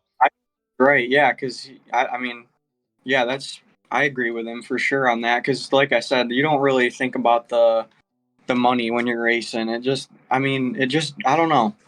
It's more of like the race aspect of it, and just how many people are behind the race and how many people are watching, and just you feel how big it is when you're in the main event. It's just obviously money's one thing, but winning the race is just a whole nother. It's a weird concept, but I definitely would have to say I agree with that. Kiefer, you had a question that you were going to ask? No, here, I gotta pull my questionnaire up here in a second. There we go. Blimp is known for many reasons, one of being different ways he would work the track in. How much influence on you does the track state have when it's time to grid for the future? Are you still making changes to your setup, or are you confident no matter what? A good question. Confident. I definitely think you have to be set up for every condition before the race. I think if you're making adjustments before the main event, you're probably, I don't know. Yeah, I don't know if you're doubting yourself, or it's just it's not really the bright thing to do. You would definitely want to be prepared before the race, no matter what the track's looking like. You want to have something that can be capable of running all over the track, whether it's running the top, bottom, or middle slider. You got to have a setup for all those conditions, because when you start changing stuff minutes before the race, it's never really a good thing. So absolutely. That's kind of how I see it as well. Yeah. Just being prepared is like such a big thing, because like the way Calavoda can set up the track prep sometimes, like even in qualifying or even just the prelim feature. But qualifying, he can set it up just like we've never seen it before, and like you really are guessing the whole time. And you may have practiced running the top or the middle or the bottom with your Q sets. You got to have a setup that can run anything and everything, and be confident. Okay, this is what I need here. This is what I need there. Well, that reminds me of the Frenzy last year. Like, I feel like none of the practice that I did for the Frenzy qualifying was it was so weird how last year in the Frenzy for qualifying of the prelim, it was hammered down. It looked slick, but there was a cushion up there, and it was hammered down up against the cushion in 1 and 2. Like that, like Kiefer said, you'll end up in these prelims and go into qualifying. And it's a track state that you've never even seen before. Yeah. That's another thing about these big races that like it shows a lot of driver out of everybody. You know, that's when the drivers really come out because you know, at the end of the day, you're all on the same track, so it can be really hard to read, but that's what separates a lot of people from others is reading the track, knowing where to run, and not only knowing where to run, but running it correctly because anybody can run middle. Yeah. Right. It's a matter of inches theoretically of what line you run in qualifying that can make a difference of half a tenth. So it's all about knowing where to run, but also running it right. Right. No, well, that me and Connor New were talking about that earlier, actually, on just like that middle slider line wherever you're in qualifying. Because if you enter on that just right, it's a tenth to the good. But if you just miss it a hair on entry, it's a tenth to the bad. Like it's just, and it's small increments, and you could be hitting it just damn near dead on, but you missed it just by a slightest, and that was a tenth. Yeah, you got that, and then you also got to think. Imagine if you run the wrong line. Now you're talking. Now you're in a Yeah, you hit whole the new wrong line perfect, but yeah. Now you're in a different bracket. It could be a tenth or two off. Now you're looking at 40th place instead of Yes. top 20. So yeah, it's just it's tough, man. I've never really qualified that good in this event, but you got to race your tail off in those prelims. You gotta go. So Absolutely. They're so full tilt, dude. You just got to be like ready for anything and absolutely on the hammer for every chance you can get and every spot you can get. You just got to take it whenever you can and just go. yep. Patience starts to roll in those 100 lappers, but those prelims, especially if you start deep, you gotta balls to the go. wall. From a racing standpoint, you know, we got the news, I think it was last week, that it was going to be Eldora. I know you didn't seem too happy about it in the CFM group chat, but from a racing standpoint, after a little bit of practice, how do you think Eldora will race for both the prelims and the main event? Yeah, I don't know, man. I don't know. It'll be tough to get it racy. I think everybody knows that, but yeah, I don't know. I think I don't know. It's just a tough track to get racy. I don't really know. It's just really momentum based. It's you know, once the top comes in, I don't know if you're gonna go back down to the bottom in either race, uh, especially with how the setups are and the tires wearing. I just don't see that once the top comes in or any momentum line. Hell, it could be middle if that. It just don't. The bottom's not going to come in after that, Right. and it's going to be hard to make it a racy track. But we're all on the same track, and you gotta race what's given to you. So hopefully we get something decent. If you had your pick, though, what track would you have chosen? I mean, you're good at every track, but like, what would you have picked? I don't know, man. I think the big three would be like Eldora, Knoxville, and Charlotte. I think, and then like, I don't know. Kokomo wasn't bad last year.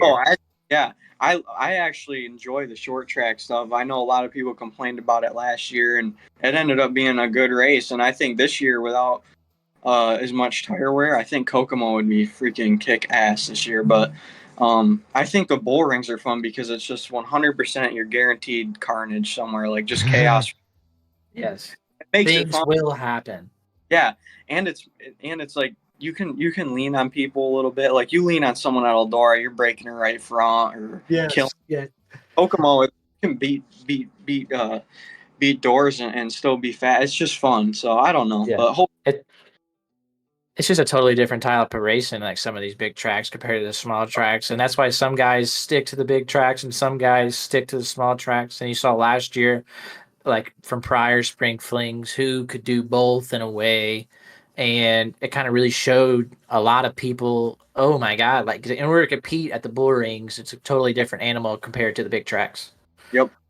Yeah, I mean, I think last year was fun. I was shocked that it was at a bull ring like that, but it just showed that you can have we only had a couple cautions too. So Yeah, only like I two or think the three. main event only had one. Yeah. dude, like who would have ever thought that? So Right. Now the prelims were disaster, but that's just the prelim nature, dude. Like the prelims are so full tilt. yep. Yeah, so I mean that was if I had to pick, it would have been probably Kokomo or Knoxville or something. I don't know. You never know. It's hard. That's why I don't pick the tracks. So. Yeah, you just pick them and race on them. Kiefer, you got any other questions for Blake? Not at this moment. I wish you the best of luck. Hopefully, you can all make the show and put on a good show for the fans, and just have a good time. Be there for the last 20. Yeah, right. That sounds good to me. I like that thinking. All right, Blake, that's all we got for you, man. Appreciate you coming on, and good luck Sunday night. Thanks, guys. I appreciate it. Have a good night. All right, you too. Well. Here we go. All right, here we go. Indeed, we are back with our final special guest of the evening. The man says that a camera can't handle him. He says that the audience can't handle seeing him. His beauty will break the screen. You guys will get jealous. It's just a bad deal. He almost stole one of my girls one time. It's just a bad deal. He don't want to do it. But presenting the one and only Blimp, aka SK, aka Drip and Rip, aka Steven Calavoda, the admin, the race control for all of the big VLR events, maybe all of the VLR events. SK, I appreciate you joining us tonight. I'm starting with this. The spring fling is, and I want you to fill in the blank with whatever you want to say. So the spring fling is what? A huge pain in my ass for about a month. Ton of work to put into for a community of iRacers to run the most competitive bloodbath on the planet that only the strong survive. I mean, that's literally what it is to me. That's a pretty different way of explaining it than everyone else has said, but I think it's very true, and it's interesting to get your perspective of it from the admin's booth, I guess you could call it. So first question that I have for you, you were the one who announced the track, or were you the one that actually picked it? And if yes or no, either way, do you really care what track the fling is at, or is it just? I mean, at the end of the day, to call it. No, at the end of the day, we all have a say in picking the track. This was not my pick, but needless to say, it doesn't really matter. It lines up with the World 100 this year. We had a lot of stuff going on, a lot of busy people. That's why we got a spring fling in freaking August. You know what I'm saying? Yes. But we can't not have the spring fling. We're not going to rename the spring fling. It's the damn spring fling. I don't care if it's snowing, raining, 100 degrees or 3 degrees, Absolutely. I mean, we live all across the country anyway. It could snow, rain. It could be snowing for some of these Canadians. You never know. Yeah, it's snowing somewhere right now. Yeah, and it could be raining. It's going to be hot somewhere. You never know. Absolutely. So Eldora ended up being the pick. And of course, everyone's immediate first concern was that's going to be a boring one lane right around the cushion race. So as the track prep guy, as the guy that's making the calls and trying to bamboozle us, how do you plan on keeping Eldora from becoming top dominant? I guess you could say too early, because we know it's going to go to the top. I mean, I'm a very optimistic individual, but let's be honest here. There's only so much you can do with these tracks right now. The current state of the the physics of the car, the tire, so on and so forth. There's really only so much I can do. So I'm going to skunk a bunch of people on the element of surprise and hope for the best. I have nothing to lose, so I'm going to hammer your asses. I know. I have zero to lose. There's a lot of new faces that are going to come in there and see what's going on, and they're going to be like, "Wait, it's not the official line." Yeah. No. Well, that's what me and Kiefer and Blake were just talking about. That like you are a master at giving us a track for these big races that we have never seen before. And truly, I truly feel like in the picks of tracks over the years, I've been able to work with things and do different things. And I used to know before the new weather and everything exactly what I needed to do, when I needed to do it, how many laps until it's going to fade, blah, blah, blah. I was a nerd, you know what I'm saying? But now with the new weather, it's very difficult. And the car package is very, very difficult to get to race anywhere. I don't care what you're doing right now, and this game is not built for 100 lappers. Period. End of story. It is built for 50 lappers right now. Yes. Nobody can deny that. And in the 100 lapper, I'm gonna send shit, and we'll see what happens. But the 100 lapper is my least amount of control right now. So be prepared for qualify, prelims, consies. I mean, that's all I can tell you, bros. Oh yeah, and there's always something new. Like with Blimp here, he may have you running. He's gonna have you run something completely ass backwards to whatever you want. You think you're gonna do. Because I've always tried to prepare for spring for certain lines that I think Steven Calavoda is gonna do. But guess what? You'll never get it ever. You'll be like, oh, that's what the line is. You just got to be prepared, and that's why you got to grind. Because Calavoda makes it to where you need to grind in order to be like you got to At the top. get your ducks in a row. You got to be one of the top dogs. You got to be elite. Hey man, we want the most competitive. The most competitive people want the most competitive. Even competitive people want the most competitive. Even people that might not be the most competitive, and hey, they know that there's a slim chance that they're going to make it, but they're out there just like, dudes. Guys are pulling to the world. Okay, they're spending thousands and thousands and thousands of dollars to pull to the world just to run on the track and really not get paid anything. It's all a big L. Tens of thousands of dollars. They're doing it for $80. Yeah. You know what I'm saying? It's $18,000 purse, paid through LCQ, paid through full field. I mean, for $80. I mean, people him and haw about this, but I really never understood what the him and hawing is about, other than they've never got off the sofa and really had a relationship with a racer and really understood how much it takes to really put on a show like this. You know what I mean? This is not easy to get.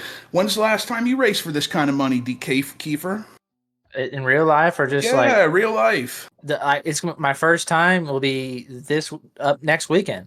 Exactly. For this year. You're spending tens of thousands of dollars to go have fun, six figures most likely at this point in your career, and then some. Yeah. And you're sitting here getting the best payout of your year potential with definitely your marginal loss. Well, it's 250 to start, and like knock on wood, I don't mean to toot my. I made it 3 years in a row, but I've made money at every single VLR event that I've ever really participated in, which is something hard to say in. I mean, not everybody can say that, but like, if you just make the show, you make like good money. Like it's 250 to start, and like, I don't think I'll race for 250 to start all until the end of the year. And there's only a couple handfuls, if that, of money races throughout the year that pay 250 to win.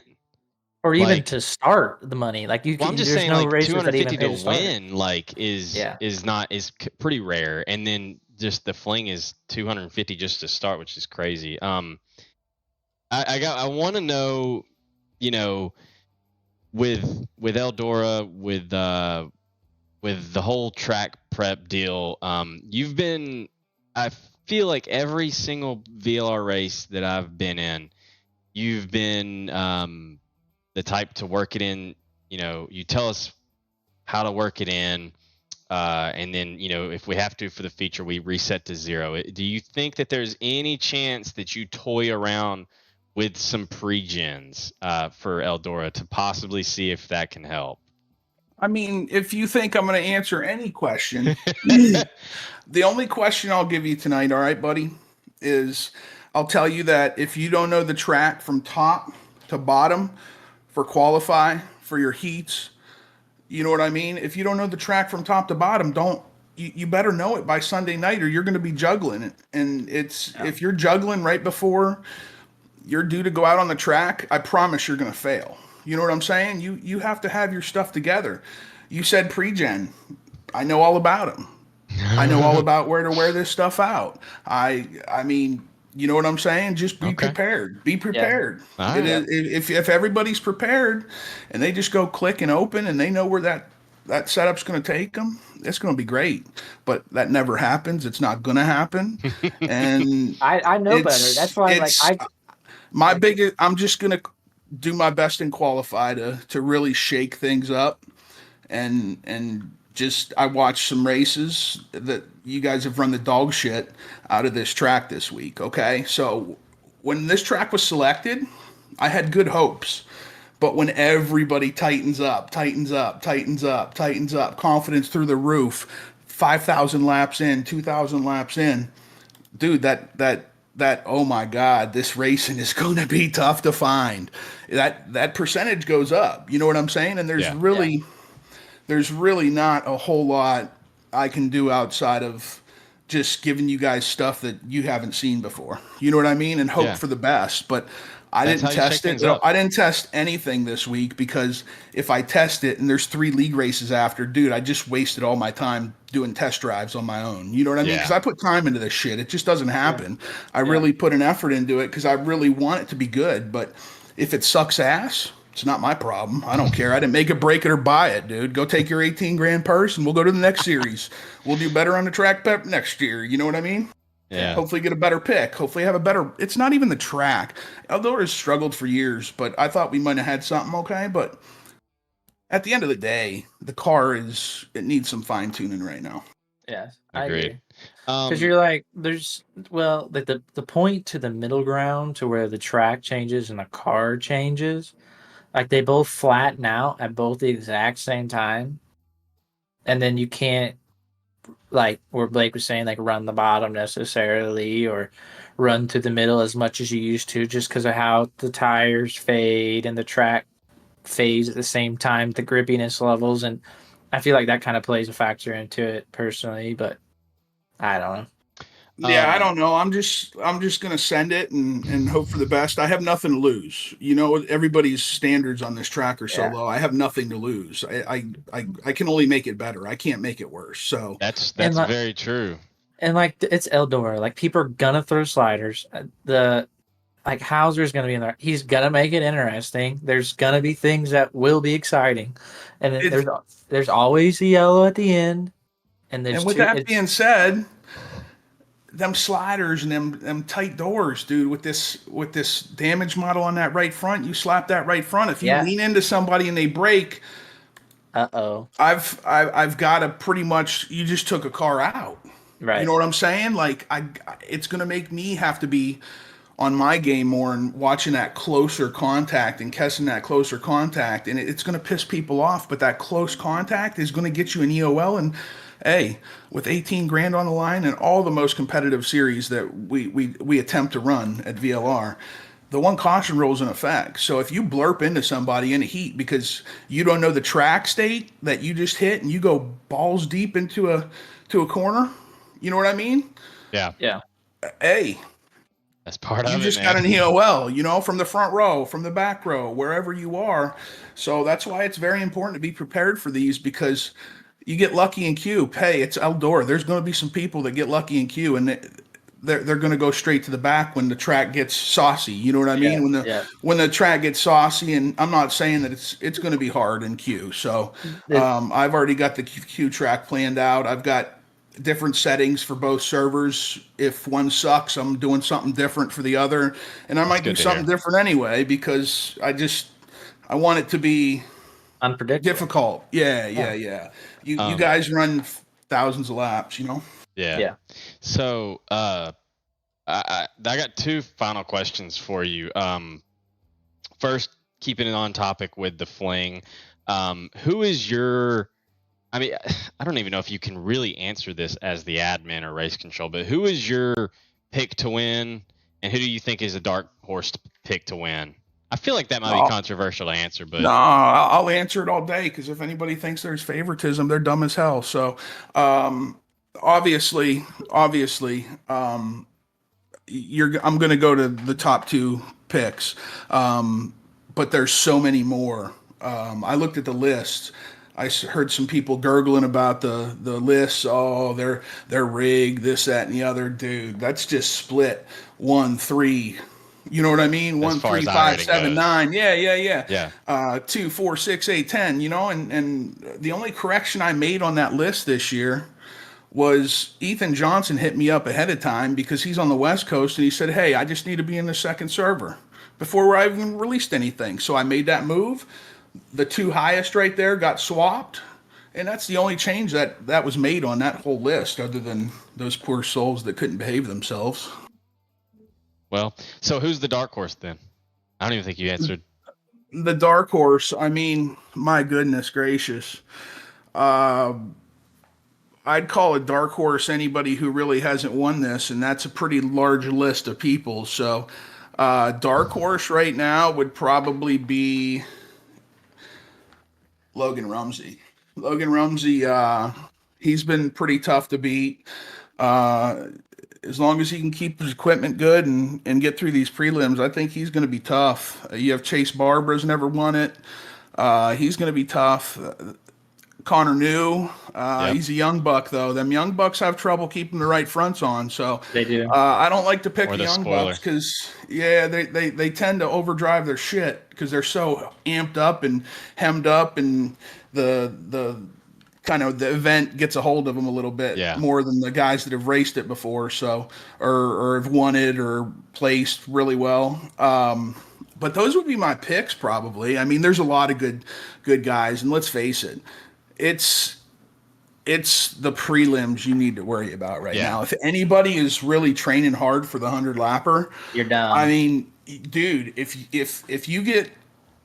I finesse you and qualify, you're done. Period. Yeah, you wasted all your time to practice for the 100 lapper and you didn't even make it.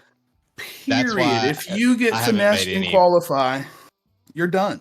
That's why I've literally only ran Keego's race, and I said this. I wish that he would have made it a 40 lapper, like a prelim practice race. Like, I'm sure it was good for you to kind of see, what the 100 lapper is. I'm sure it was good for some of the guys that like know they're gonna make the 100 lapper basically. But like for me, I was like, this is kind of getting ahead of ourselves, isn't it? Like, we're practicing for the 100 lapper, dude. We're not even, it's so difficult just to make it. So like I need to practice for the 40 laps. So that was the only time I've really made any practice laps for the 100 lapper was that race that Keego put on. Yeah, because as you know, if you get finessed and qualify, you can run fast all week. I don't care. If you get finessed and qualify and miss by 5 inches, you're going to go from first to 8th in your heat, 7th in your heat, 6th in your heat. And to come up through the heats in a questionable track like Eldora,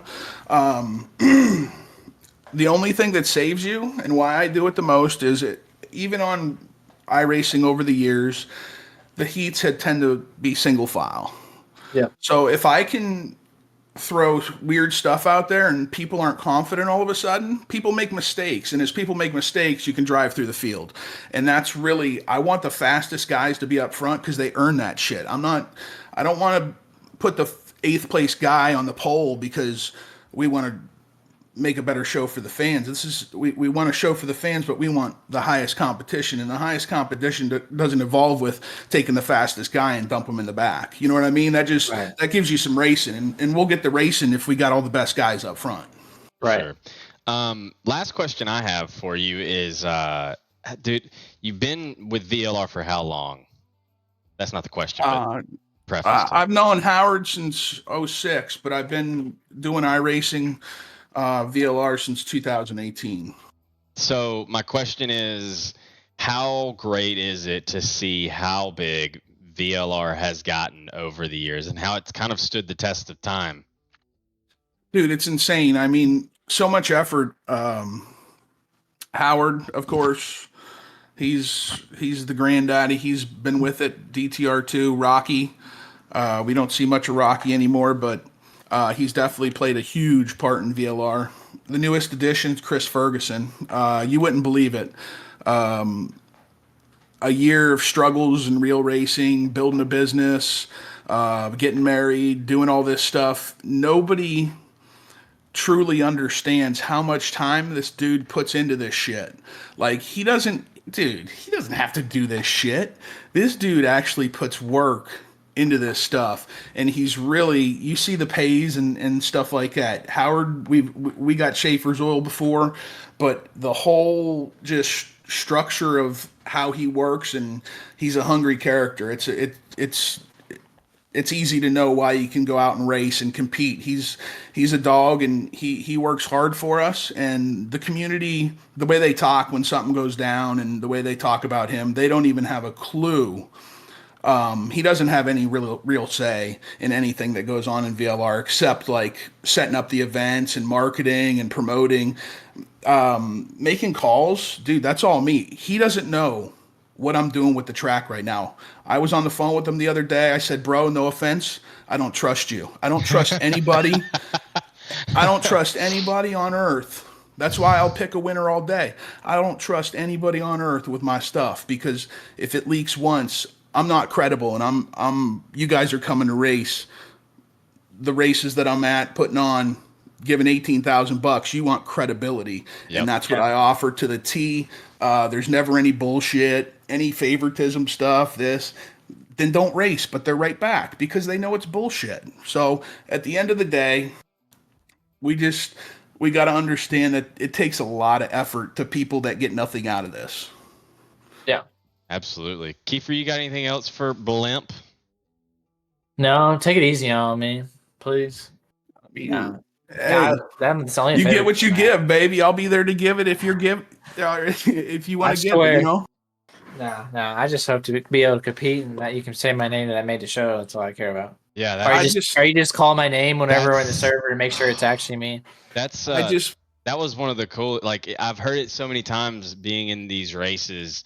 Of he raced number 2, so and so, making it to the main event. Everyone else to the and then last year in the Fall Frenzy, it was kind of something that I kind of overlooked, but looking back on it, watching the replay of my video, like I think I smiled whenever I heard you say, heat race number 2, blah blah blah blah blah, Nathan Waddell to the feature, and I'm like, fuck yeah, dude! Like it's cool to hear the name. I mean, you guys are really, I see how that works, but at the end of the day, you guys are putting a ton of effort in, so I can understand it. It's an amazing race. It's a lot of work for us. It's a pain, but at the end of the day, we've been doing it for this long. I've been on sim racing since '98, so this is nothing new. We really appreciate the support. Like without the community, we aren't shit. And they continue to come back. They continue to just pour in the support. The sponsorship. Schaefer's Oil pays the first place. That is all their check. They give us $6,000 to pay the winner of this race. So if you guys need any products for your cars, need anything, tractors, trucks, anything like that, you know what I mean? Hook up Schaefer's Oil. They're giving up $6,000. So think of these brands that are hooking this race up that real life drivers wish they raced for every week, that they don't even race for, with investments up to 6 figures plus. So we got to take care of these people. Absolutely. We got to take care of people. I put a spoiler out last night, so everybody that's on the Discord, I mean, there's a UMP series that already has money in the purse coming. So at the end of the day, I think at the end of the day, we might have made a decision. I'm not 100% on this, but that VLR Pro Series with the current state of where the late model is and that, I just think we could get some better juice and have more fun, so to speak, and race for a little bit more money if we did just a badass UMP series. And I feel like I had a lot of agreement with people hitting me up after they saw it. So I think that's just a wiser decision. You guys got a Pro Series coming, supposedly towards winter time. So I don't know much of the deets on that, but hopefully that satisfies what you all need. Yeah, and we obviously appreciate that, and I'm really looking forward to that UMP series. Blimp, I appreciate the time, dude, as always, and everything that you do. You're in one of the most I guess you could say one of the most hated positions. Being an admin is not an easy job, but we appreciate what you do. We appreciate you taking the time, and can't wait to hear your voice over the race session Sunday night. Dude, we are 2 days away. Can you believe that? 2 days away? I'm so excited, man. Dude, I didn't know if it was going to happen this year. It was just a busy summer, busy spring. We didn't either, but listen, Blimp, we really appreciate you, man. Appreciate you guys. Thank you for your support. Thank everybody for your support. Absolutely. Thank you. All right. Well, that was our final guest for this very special edition of the Plum Wild podcast, the 17th annual Schaefer's Oil Spring Fling presented by VR, the pre-race show, as we're calling it. Dude, this has been one of the coolest episodes of the podcast I think we've ever done.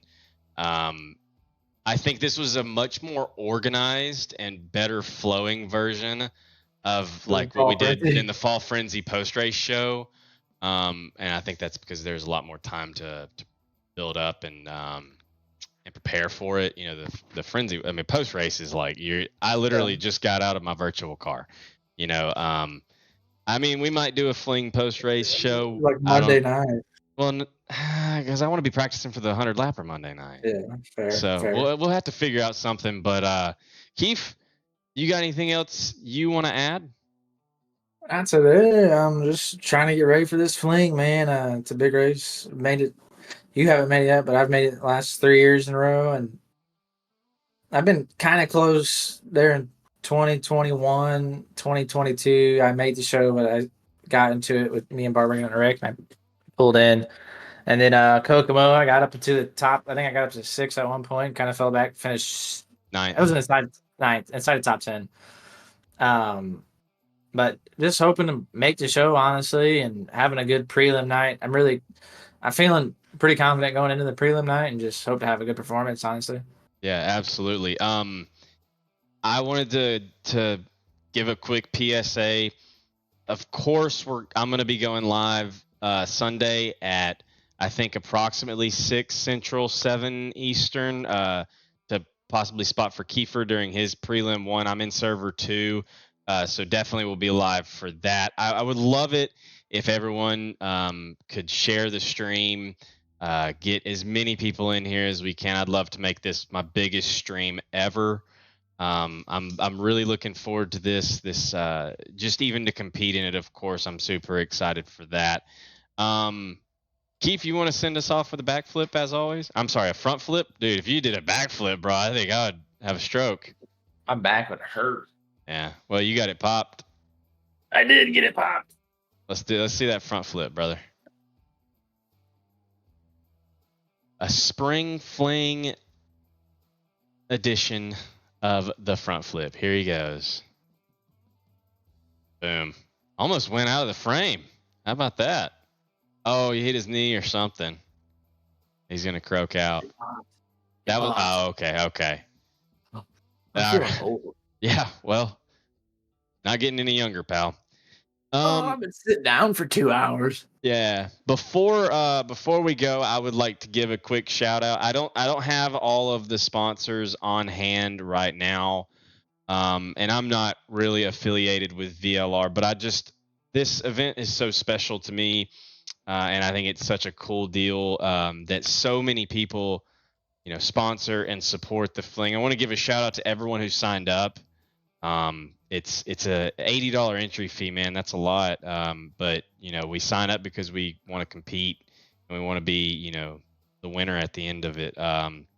Shout out to Schaefer's Oil, like Blimp said.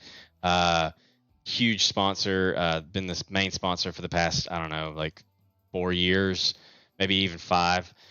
I know Cruz Pedregon, we put a little sponsor money down.